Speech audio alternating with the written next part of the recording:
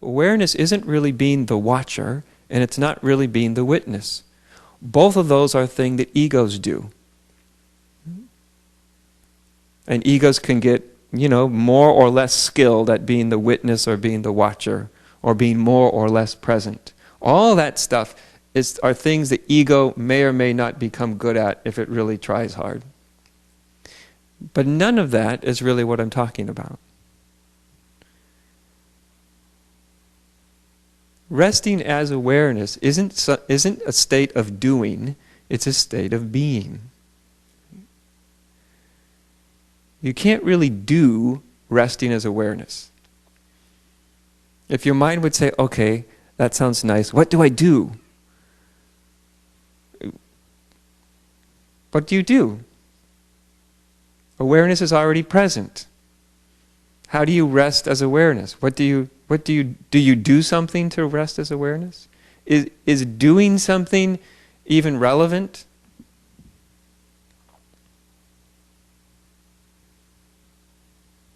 You see, resting in awareness is a state of being, not a state of doing. And so you also sort of surrender or relinquish the doer. That thing inside of you that's made up in your mind that's always trying to get something right, understand it, do it correctly, wants to know, how do I do this, how do I do that, how do I perfect this, that's the doer, right? And the doer is always asking questions, mostly questions like, how do I do that, right? Well, the way you do resting as awareness is you relinquish the doer. Pat it on the head, let it know that it's what can you say? It's irrelevant. Don't whisper it though, it doesn't like to hear that. And just rest. So, in order to rest, it's a letting go. And probably more accurately, it's a state of letting be.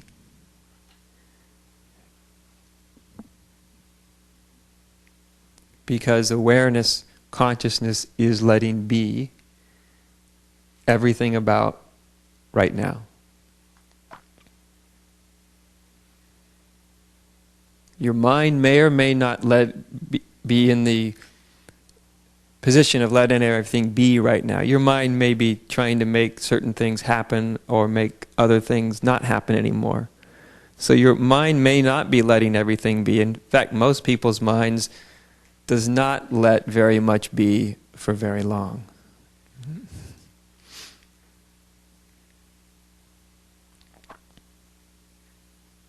So in order to just rest as awareness, there's relinquishing the sort of the neurotic need to understand, and it's also letting go of the neurotic need to do.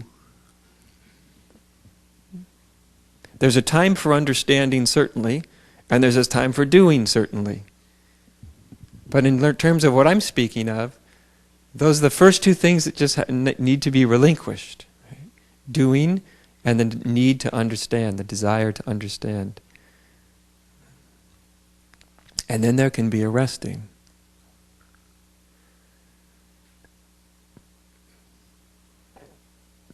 Now when most people begin to rest, relax, acknowledge that this thing we're calling awareness or consciousness is fully present and functional,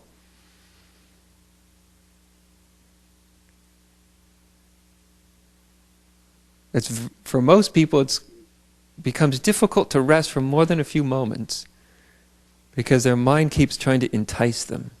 Like a seductor or a seductress. Like, no, see, if you really just understood this one last thing, you see, then you would rest so much easier. You really would, I promise. Just think about this one thing. Have you noticed that? Just think about this one thing. Solve this one thought, and then it'll be so much easier to rest as awareness. Isn't that what thought is often doing?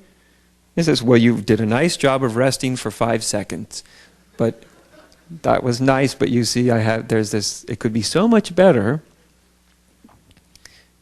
if you could just understand this or understand that, or ask, what do I do with it, and how do I do it, and how do I incorporate it into my life, and how do I, you see what I mean? It's a very, in one sense it's obvious, but it's also very subtle. That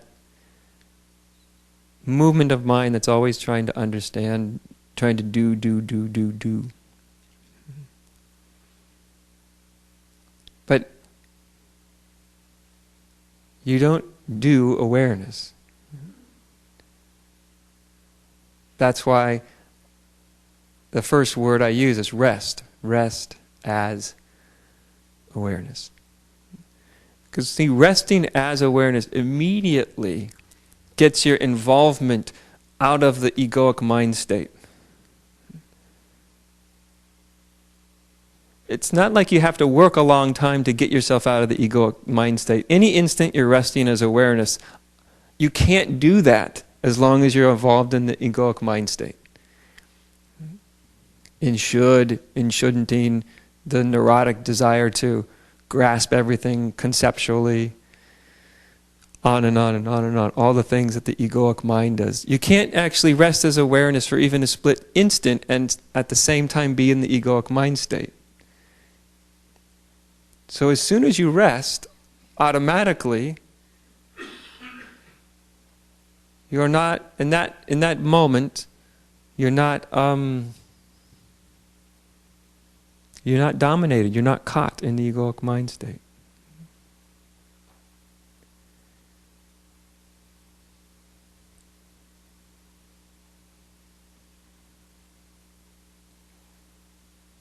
Now, as I often tell people, if you did this one simple thing with any consistency, that would be amazing. If you could do this one simple thing with any kind of consistency, any real consistency. By that, I don't mean necessarily you sustain it for a long time. That's not what I mean by consistency. I mean just not being lured into the mind trying to figure everything out, spiritually speaking.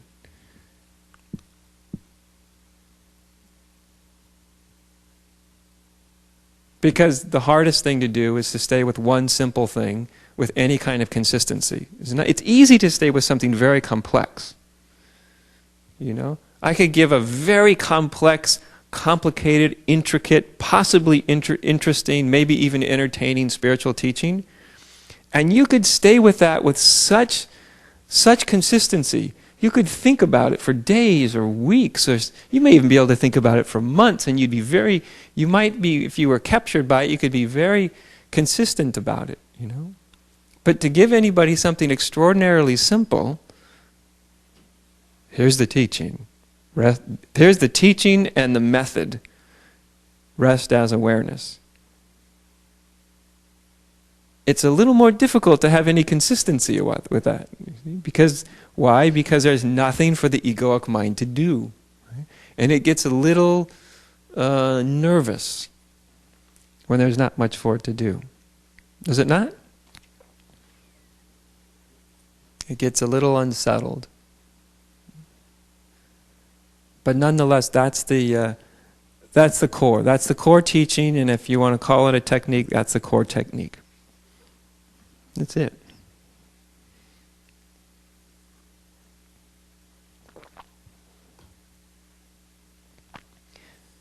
Now, if resting as awareness actually happens,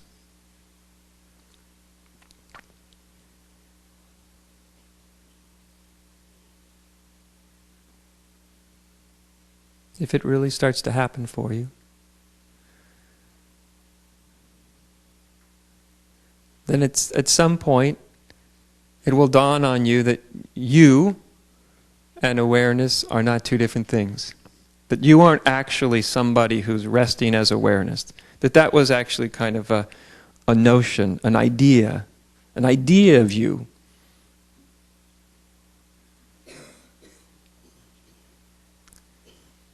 That actually awareness is much more what you are than all the ideas that you ever had about yourself in your life.